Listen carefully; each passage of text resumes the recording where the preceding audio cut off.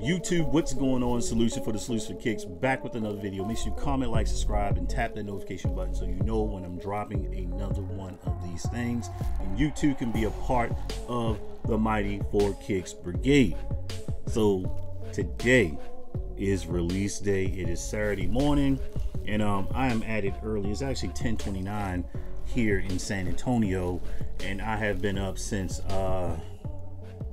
7:40ish or whatever. Jumped up, you know, took care of the personal hygiene piece, ran off to the military exchange store. If you're new to the channel, all of the military installations have an exchange store. If they're larger, they have basically a department store, kind of like a Target, if you will.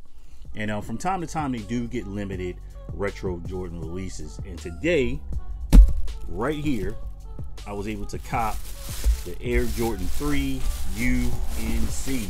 So you see this wonderful exchange bag, and we're going to talk about what that means to me in a second. So you got the very unique Jordan 3 box with the Valor Blue, or UNC Blue as people like to call it, but the actual term is Valor Blue, with the usual cement on the side, elephant print, whatever you want to call it, you know, all that good stuff.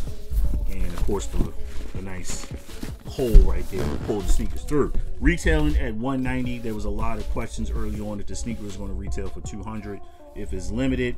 That was one of the things people talked about, and if it was going to be limited at all. This is essentially what I call a limited general release, where some stores had limited quantities and some stores had quite a few pairs. It just depends on the location and what their sales rate. That's what they do. They kind of reward the stores for doing really well. You know, it's first come, first serve, no quick strike, so you're able to apply all your discounts on the sneaker. Now, the problem that some people are having right now, you know, we're in the midst of tax season, and people are balling out that normally don't buy sneakers like that all the time, so they're copping multiple pairs.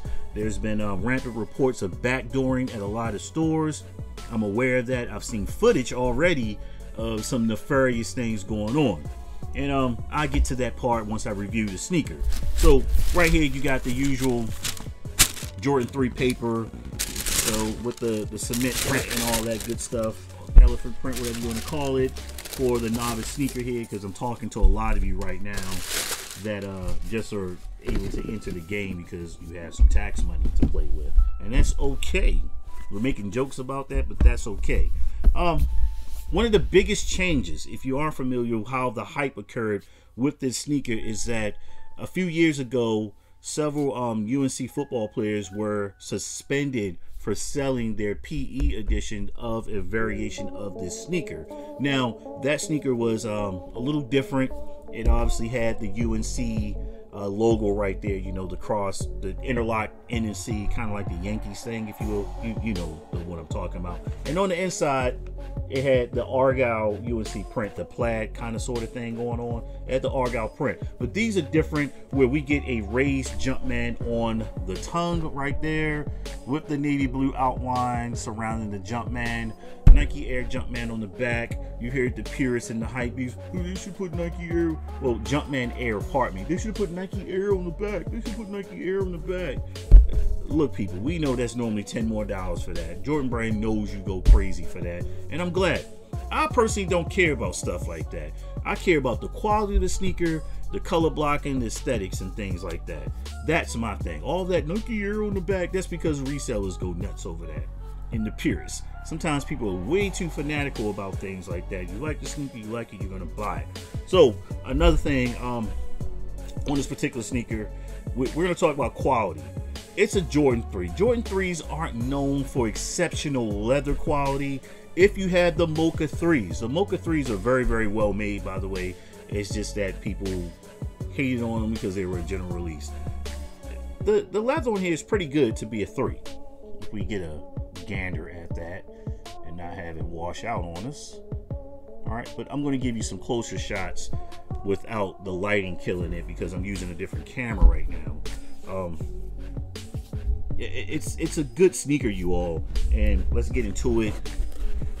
For those of you who did not catch any of the early look videos, and you might not subscribe to certain people, this is one of the major changes that they added, but you can't see it unless you put your foot in the sneaker. They have quality products inspired by the greatest basketball player ever. Remember the Michigan Fives? The whole Inspire series that Jordan Brand appears to be running, and it's stitched in. You see that on the back? It's stitched in right there. Like I said, pardon the white balance because I'm using a different camera. Doesn't allow me to do that. Got these in the size 9.5, and very, very easy cop. But there was some effort involved because of the way I copped, well, where I got the sneakers from. And some people were kind of confused about, hey, how'd you get those for such a low price? All right, nothing nefarious going on over here. I am an Army retiree, which means I have base access. And on base, sometimes they get limited general releases. They put a sign up letting you know that the sneaker is going to be available. They don't tell you how many pairs they have. They just say, we got them. Head to the jewelry counter and have the time that they start handing out the reservation stickers. They're not raffle stickers, they're reservation stickers. They hand out the same number of tickets for the same amount of sneakers. That's key, because if you scroll through my videos, I tell you about an incident that occurred at this particular base exchange store, and it actually happened again in December. I just didn't report on it. I was like, I'm sick of it, but those people no longer work there anymore, thank goodness. But coming in at $190, I actually only paid $160, okay? $160. And maybe you can see that, maybe you can't. So right there, yeah, $160. When they retailed for $190, as you can see it right there, okay? Man, there we go. All right, retailing at $190. I'll give y'all some more B-roll on that. But if you did not cop these, because these were also limited back in the day, and this was kind of sneaky.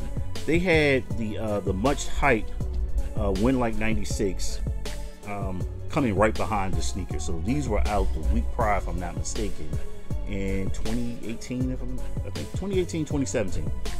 One of those years, I can't remember, because I've only worn these once since then, and people realized these kind of slid out of their hands. Like, man, the UNC 6, I missed out on those because they were chasing the Win Like 96s, which restocked several times, and these didn't. Every time the one time I wore these, people were like, wow, where'd you get those? People were sleeping because they were chasing the hype sneaker. So I'm happy to have these in the collection. Also have the UNC the Shies. I have the Blue Chills, and there's a couple more I want to add. I don't have the Pantone series, the 7s or the 11s. I would like to get those eventually to throw them in there. Now, the problem with this sneaker, this is a very, very unisex colorway when you talk about Jordan Brand color blocking and stuff like this.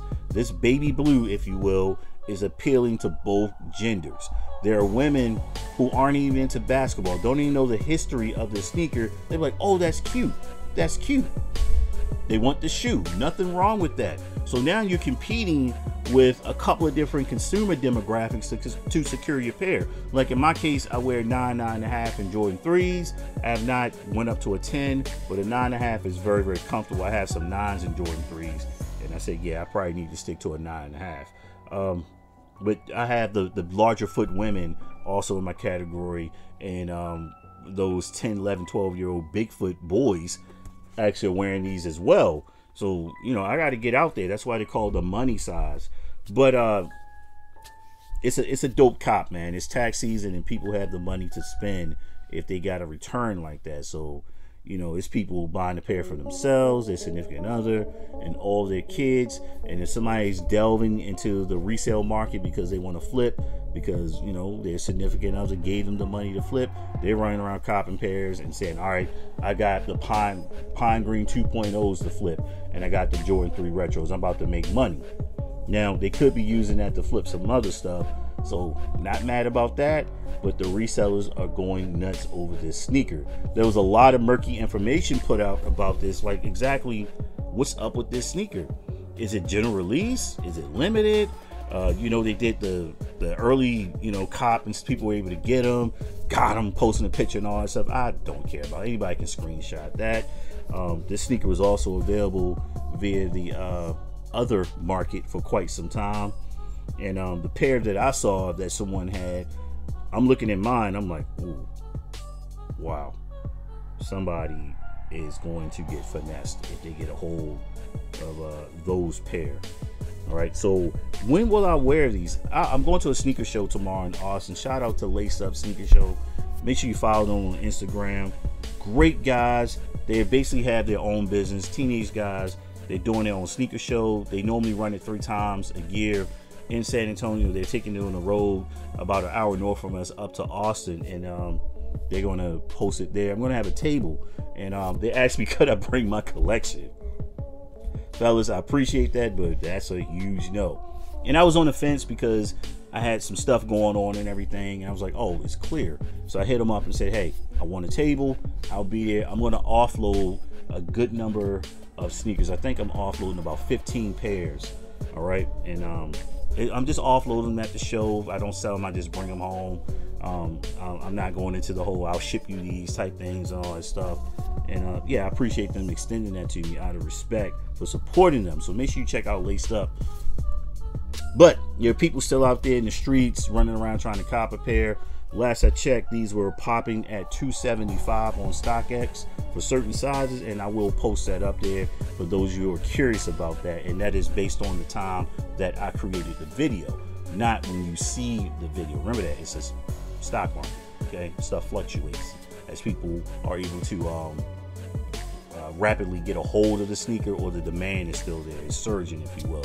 But I am the solution for the Sleeves for Kicks. Make sure you comment, like, subscribe, tap that notification button so you too can be a part of the Mighty 4 Kicks Brigade. And hey, it's not about how much you paid for the sneaker. It's why you pay that much. And I'm out of here. Boom! Cue the B-roll.